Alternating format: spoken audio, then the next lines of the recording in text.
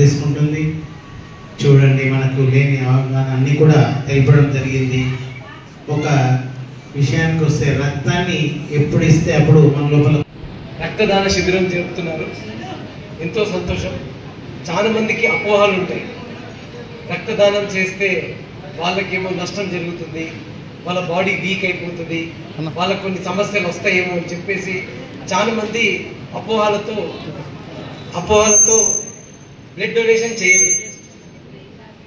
అర్థం చేసుకోవాలి ఏంటంటే, మనం ఏదైనా వస్తువు కొనుక్కోవచ్చు, కానీ రక్తం కొనుక్కోరాదు. రక్తం ఒక మనిషిలే తయారైంది.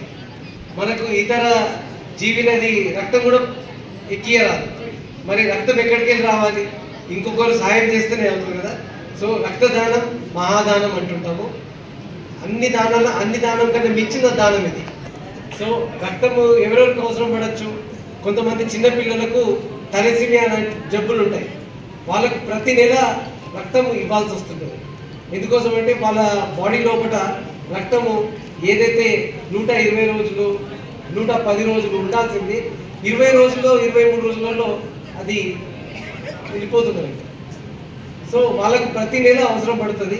ఇక్కడ మా ఇండియన్ రెడ్ క్రాస్ సొసైటీ బిల్డింగ్లో డొనేషన్ క్యాంప్ కూడా జరుగుతుంటుంది. తర్వాత అక్కడ థాలసీమియా వార్డు కూడా ఉంది. అక్కడ చిన్నపిల్లలకు రక్తం ఎక్కిస్తుంటారు.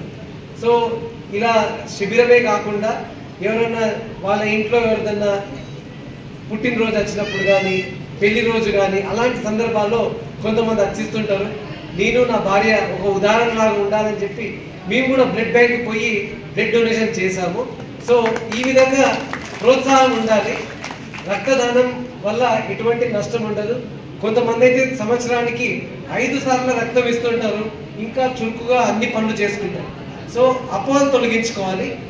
ఒక్కొక్కసారి గర్భిణీ స్త్రీలు ఉంటారు, వాళ్ళకి రక్తహీనతతోటి రక్తం అవసరం పడుతుంటారు. మేము డాక్టర్గా మేము ఎన్నో సమస్యలు ఎదుర్కొంటుంటాం. చాలా మందికి చెప్తుంటాం వాళ్ళ ఫ్యామిలీ మెంబర్స్కి, ఆమెకు రక్తం అవసరం ఉంది, మీ ఫ్యామిలీలో ఎవరన్నా ఇవ్వండి అని అంటారు.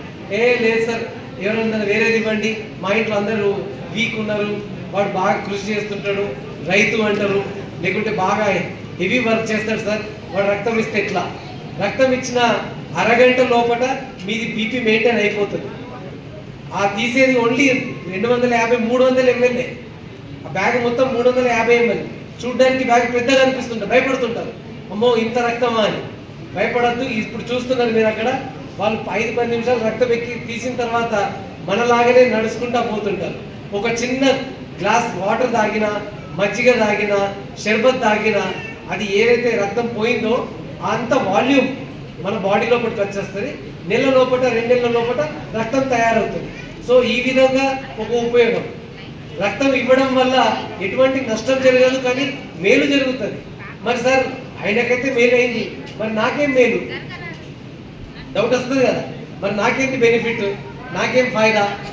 అలాంటప్పుడు ఏం ఆలోచించాలంటే, వాళ్ళు రక్తం తీసింది టెస్ట్ చేసి వేరే వాళ్ళకి ఇస్తుంటారు. ఒకవేళ అంటే మన జబ్బులు వెళ్ళినాయి అనుకో, మనకి ఏర్పడిపోతుంది కదా ఫ్రీగా డయాగ్నోసిస్ లాగా. ఆ రక్తం మంచిది, నా బ్లడ్ ఇన్ఫెక్షన్స్ ఏం లేవు అన్నట్టు ఒకటి నిర్ధారించవచ్చు. ఇంకొకటి ఏంటంటే, మన బాడీలోకి వెళ్ళి రక్తం తీసినప్పుడు మన కొత్త రక్తం ఉత్పత్తి అవుతుంది. సో ఈ విధంగా ఏమవుతుందంటే, ఒక మనిషి ఎవరైతే రక్తం దానం చేశారో వాళ్ళల్లో కొత్త రక్తం తయారవడానికి ఒక ఛాన్స్ దొరుకుతుంది. కొంతమందికి బ్లడ్ ప్రెషర్ బాగా రక్తం చిక్కగా అయిపోయి ఉంటుంది. ఈ రక్తం తీయడం వల్ల ఈ డొనేషన్లలో వాళ్ళ రక్తం ఎప్పటికీ పలసగా ఏ విధంగా అయితే ఉండాలో అలాగనే ఉంటుంది. సో ఈ విధంగా బ్లడ్ ప్రెషర్ కూడా మెయింటైన్ అవుతుంది. సో ఎటువంటి జబ్బులలో ఇవ్వరాదు అంటే, అంటువ్యాధి లాంటిది ఏమన్నా ఉంటే వాళ్ళు ఇవ్వరాదు. రిమైనింగ్ అన్నిట్లలో మనం రక్తం ఇవ్వచ్చు. మరి నాకు 40 సంవత్సరాలు వచ్చింది, 50 సంవత్సరాలు వచ్చింది అని అంటారు. 55 సంవత్సరాల వరకు ఆరోగ్యంగా ఉన్న వ్యక్తి నిర్భయంగా ఇవ్వచ్చు. అవే మించిన ఆరోగ్యంగా ఉంటే ఒక్కొక్కసారి రేర్ కండిషన్లో ఎమర్జెన్సీలో తీసుకోవచ్చు. కానీ ఒక రూల్లో ప్రకారం మాత్రం 55 వయసు వచ్చే వరకు నిర్భయంగా ఇచ్చేయచ్చు. 65 దాకా మేము రికమెండ్ చేస్తుంటాము. కానీ ధైర్యంగా మేము 50 సంవత్సరాల వరకు ఇవ్వండి అంటాము. 65 years వరకు కూడా ఇవ్వచ్చు. సో నేను రిక్వెస్ట్ ఏంటంటే, మనం ఎన్నో కార్యక్రమాల్లో పాల్గొంటుంటాము. సందర్భం దొరికినప్పుడు మీరు రక్తం ఇవ్వండి, ఎక్కడ దొరికితే అక్కడ. మీరు మీ విలేజ్కి వెళ్ళిన తర్వాత కూడా మీ సర్పంచ్కి చెప్పండి, ఒక 10-20 మంది ఎంతమంది జమ అయినా కానీ మా బృందం అక్కడికి వచ్చి రక్తం తీసుకెళ్ళి వాళ్ళను ఉపయోగపడేలాగా చేస్తుంది. మాకు ఈ అవకాశం ఇచ్చినందుకు సో ప్రతి సంవత్సరం ఇక్కడ మాకు చెప్పే అవసరం లేదు, కానీ మీరు కొంతమంది ఫస్ట్ టైం వచ్చిన వాళ్ళు ఉంటారు, వాళ్ళకి అవగాహన కలగాలి. రక్తం ఇవ్వడంలో ఎటువంటి ఇబ్బందులు ఉండవు. 65 సంవత్సరాల వరకు నిర్భయంగా ఇవ్వండి. అక్కడ డాక్టర్ కూర్చున్నారు, వాళ్ళు టెస్ట్ చేస్తున్నారు, బీపీ అలాంటి టెస్ట్ చేసిన తర్వాత తీసుకుంటారు కాబట్టి మనకి ఎటువంటి హానికారం జరగదు. మాకు ఈ ఇండియన్ రెడ్ క్రాస్ సొసైటీకి ఇచ్చిన అవకాశానికి మీ అందరికీ కృతజ్ఞతలు, ధన్యవాదాలు. మనము అన్నదానం చేస్తే ఆకలి తీరుతుంది. విద్యాదానం చేస్తే విద్యావంతులు అవుతారు, విజ్ఞానం పెరుగుతుంది. కానీ రక్తదానం చేస్తే ఒక ప్రాణమే నిలుస్తుంది, ప్రాణమే కాపాడుతాం మనం. అది రక్తదానంలో ఉన్న గొప్పదనము. సంత నిరాకారిణి వ్యవస్థ నుంచి ప్రతి సంవత్సరం రక్తదానం చేస్తున్నారంటే కేవలం మీరు ఇచ్చేవాళ్ళు రక్తదాతలు కాదు, వాళ్ళు ప్రాణదాతలు, ప్రాణాలు నిలబెట్టే దాతలు. ఎంతమంది ఇచ్చారో వాళ్ళు ఒక్కరి ప్రాణమే కాదు, ముగ్గురి ప్రాణాలు కాపాడుతారు. ఒక్కసారి రక్తం ఇచ్చేస్తే వాళ్ళు ఇచ్చిన రక్తము ముగ్గురికి ఆ ప్రాణాలని కాపాడుతుంది. అంటే ఆ ఇచ్చిన రక్తాన్ని 3 రకాలుగా విశ్లేషించి ముగ్గురి ప్రాణాలు కాపాడడానికి ఉపయోగపడుతుంది. సో ఎప్పుడైనా మన పుట్టినరోజులకు కానీ పెళ్లి రోజులకు కానీ ఇంకేమైనా సెరమనీస్ ఉంటే వాటికి దావతులు ఇచ్చి పైసలు పోగొట్టుకొని ఏదో కేకులు కట్ చేసి పాశ్చాత్య పోగడలకు పోకుండా ఫ్రెండ్స్ రిలేటివ్స్ అందరినీ కూడా కొంచెం మొబిలైజ్ చేసేసి రక్తదాన కార్యక్రమం పెట్టించండి. 5 యూనిట్లు అయినా పర్లేదు, 10 యూనిట్లు అయినా పర్లేదు. ఇప్పుడు చెప్పినట్టు తలసీమియా పిల్లలకు 20 రోజులకే రక్తం అయిపోతుంది ఎన్నిసార్లు ఎక్కించినా కానీ. ఇప్పటికి 25 సంవత్సరాలు 30 సంవత్సరాల నుంచి ప్రతి 20 రోజులకు ఒకసారి రక్తం ఎక్కించుకుంటూనే ఉన్నారు. అది మా దగ్గర స్టార్ట్ అయింది. వాళ్ళకి రక్తం కావాలి, రక్తం కొరత ఉన్నది. మనకు 100% రక్తం అవసరం ఉంటే 50% రక్తమే దొరుకుతున్నది. మరి మిగతా 50% ఎట్లా? మేము ఈ విధంగా మిమ్మల్ని వేడుకొని మిమ్మల్ని వాళ్ళ ప్రాణాలు కాపాడండి అని చెప్పేసి మీ అందరినీ కూడా వేడుకుంటున్నాము. అదేవిధంగా మీరు మున్ముందు ఇప్పటి సంఖ్య కంటే ఇంకా రెట్టింపు సంఖ్యలో మీ రిలేటివ్స్ కానీ చుట్టుపక్కల వాళ్ళకి కానీ రక్తం వల్ల ఇవ్వడం వల్ల ఏం మనకు ప్రయోజనము, ఇచ్చిన తర్వాత వేరే వాళ్ళకి ఏం ప్రయోజనం, ప్రాణాలు దక్కుతాయనే ప్రయోజనాన్ని ఇది మీరు చెప్పాలని చెప్పేసి, అదేవిధంగా రక్తం ఇచ్చి ప్రాణాన్ని కాపాడండి, చెట్టును పెంచి వాయు కాలుష్యాన్ని నిర్మూలించండి. ఇది నేను చెప్పగలుగుతున్నది. మరొకసారి మీ అందరికీ రెడ్ క్రాస్ సొసైటీ తరఫున కృతజ్ఞతలు. ఇచ్చిన వాళ్ళందరికీ కూడా మా వందనాలు. बहन जी, ये जो हमें चांस दी है बात करने के लिए बहुत आभारी है. Thank you. అందరికీ నమస్కారం. ఈరోజు సంత్ నిరంకారే సంస్థ ఆధ్వర్యంలో రక్తదాన శిబిరం ఏర్పాటు చేసినందుకు బ్రైన్జీ గారులకు, మరి ఇక్కడ విచ్చేసినటువంటి రక్తదాతలకు మరియు అతిథులకు అందరికీ పేరు పేరున మా యొక్క నిజామాబాద్ జిల్లా రెడ్ క్రాస్ తరఫు నుంచి ధన్యవాదాలు, శుభాకాంక్షలు తెలియజేస్తున్నాం.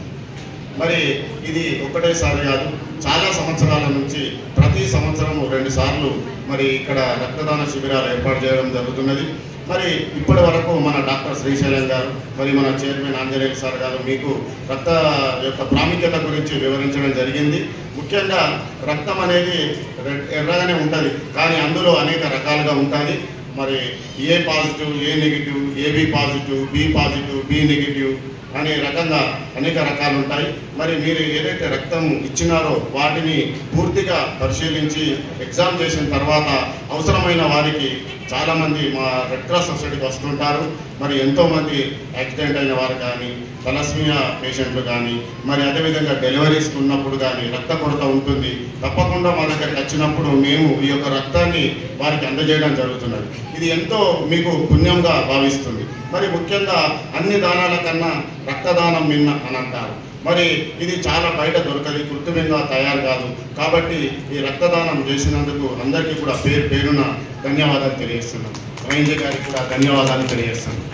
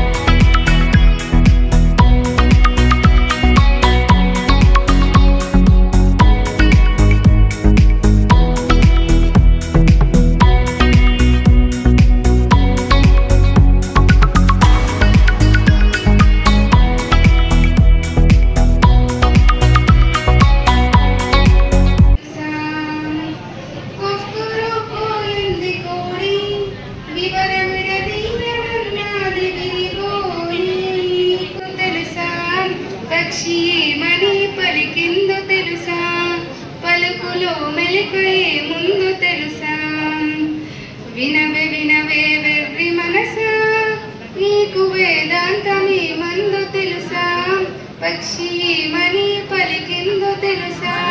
పలుకులో మెలికయే ముందు తెలుసా?